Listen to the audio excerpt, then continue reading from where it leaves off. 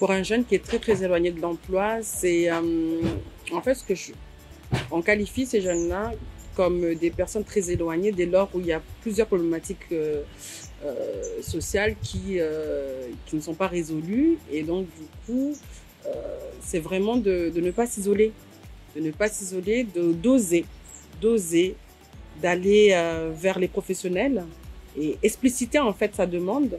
Et surtout, non seulement on va expliciter la demande en disant, ben, moi je cherche un emploi ou bien un logement, mais d'aller plus loin par rapport, moi je cherche un logement ou je cherche un emploi, mon emploi ça serait plutôt dans ça. C'est vraiment de définir, d'oser, de rêver. De ne pas laisser justement ce qu'on a envie d'être en disant qu'on ne peut pas ou on n'est pas capable parce qu'on nous a convaincus de cela. Mais de se dire, ben, ok, moi mon rêve ça serait de devenir pompier. Et d'oser de l'exprimer. En l'exprimant, le conseiller, lui, pourra justement chercher les différents chemins pour pouvoir atteindre cet objectif-là en prenant en compte justement ces problématiques.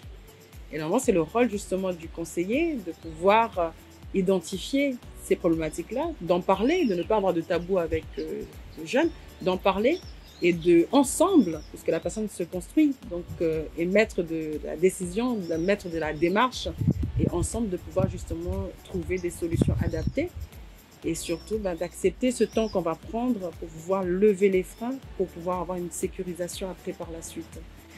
Et du coup, le conseil que je dirais à peu importe un jeune qui est dans cette démarche de recherche d'emploi, de quête d'insertion durable, de se dire il faut oser.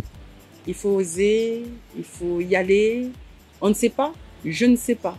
L'exprimer, je ne sais pas, mais je veux le faire.